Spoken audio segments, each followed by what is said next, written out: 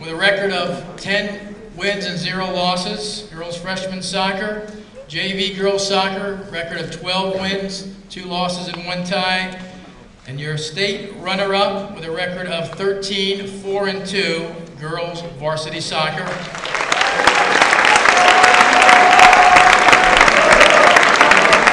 Freshman coach Laura Chenette, JV coach Catherine Herrick, and varsity coach Michelle Winning. Could we have the girls varsity team come down in front of the stage, please?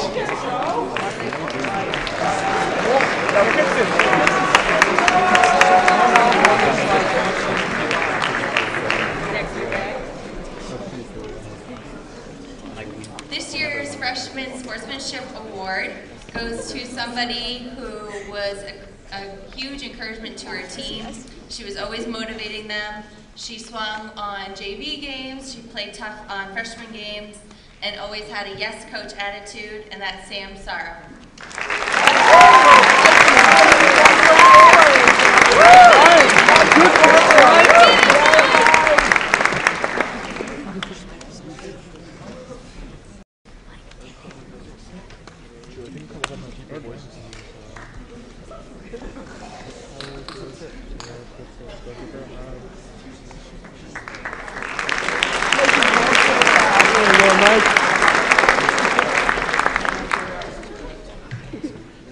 Choosing a player to receive the Sportsmanship Award is always tough because all the members on the team display fairness, honesty, and sincerity on the field.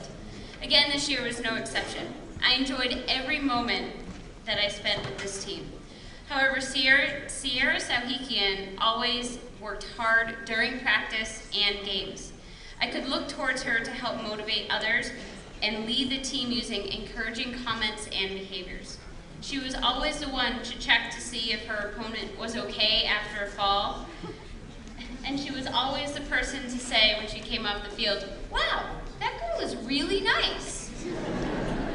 I could not think of a better person to receive this award than Sierra Sauhikian.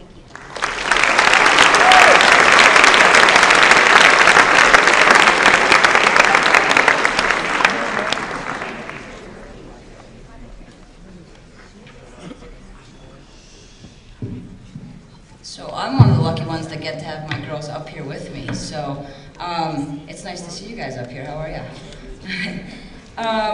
So at the beginning of the season, I had told all the parents and I told all the girls, you know what, we're moving to Division I, no expectations for this team. I just want them to get out there, play well, and do their best.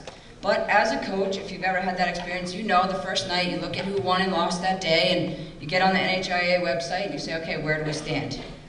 And I did that, and I set expectations for us to set our team goals. And this group of young ladies exceeded all of those expectations on and off the field. So here's how the season went.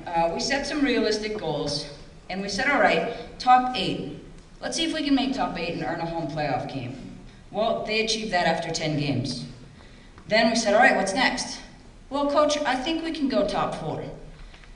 Well, if we go top 4, we earn a bye, and we'll be surely to play in the quarters. Okay, well, they achieved that senior night with a very physical game against Keene. Next goal, Final 4. And they made it there as well. Then the big question came.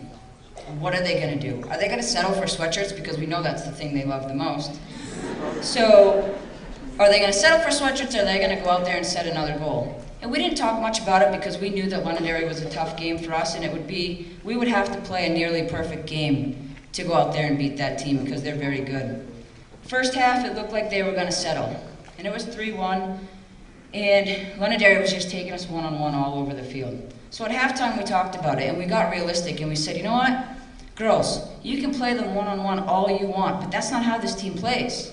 Play them one-on-one, and we lose. You come together and make them play 1-on-11 like you've done all year, and we win, and we go to the finals. They looked up, and they looked at me, and they said, okay. And they went out there the second half of that Londonderry game, and I've never seen anything like it. A group of girls that came together and played every single minute together. They played for each other, they played with heart, they played with pride, and they took the girls' program to another level that night and took us to the finals against a very talented Exeter team. I've never been so proud of a group of young ladies as I am of you guys. So, great job this season.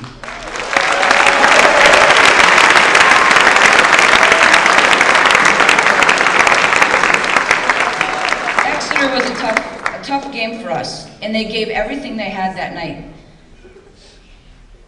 But what's really impressive about this team is not necessarily what they get done on the field, but what I heard from coaches. The Exeter coach, who's a friend of mine, said, you know what? The score, okay, 5-1, but that's not an indicator of how worried we were to play you guys. Her halftime speech in the finals was, don't give up, remember what they did to Londonderry. They scored 2 goals in the last 4 minutes of the game to beat them. This team can beat us, don't give up. Keep giving everything you have, Exeter, because that's the only way you're going to beat Bedford. And that's something of an accomplishment, to have other coaches feel that way about you guys. That's all that I could ask for. We hung with them the best that we could, but what these girls did this season, they played for each other, they hung out with each other, they looked out for each other, and they truly care about each other. People that I talk to, they say to me, you know what, Coach? I look at your roster, and I want to work with your team. What a great group of girls that you have. They're nice, they're kind, and I bet they're a lot of fun to be with, and they're certainly right.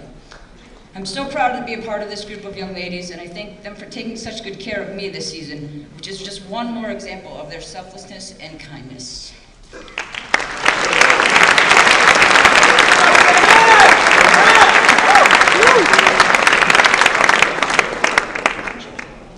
Okay, the Sportsmanship Award. I think everyone knows the girl who is the loudest on our team and brings us all together before every game is Jessica Joseph.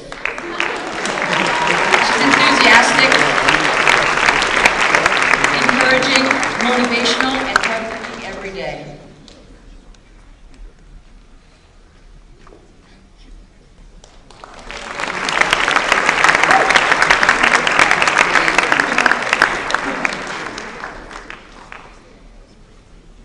And our Bulldog Award goes to Abby Coquinos.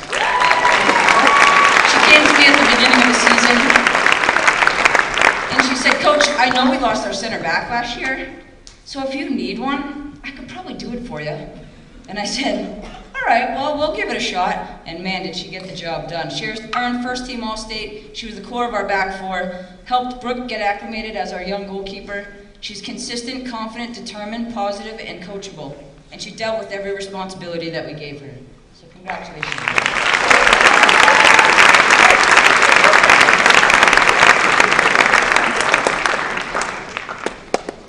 And our captains for next year are Abby Coquinos and Brenna Williams.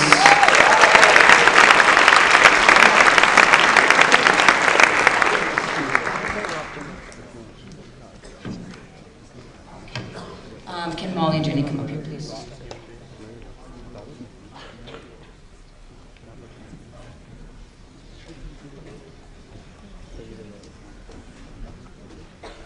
Captains are going to present the runner-up plaque.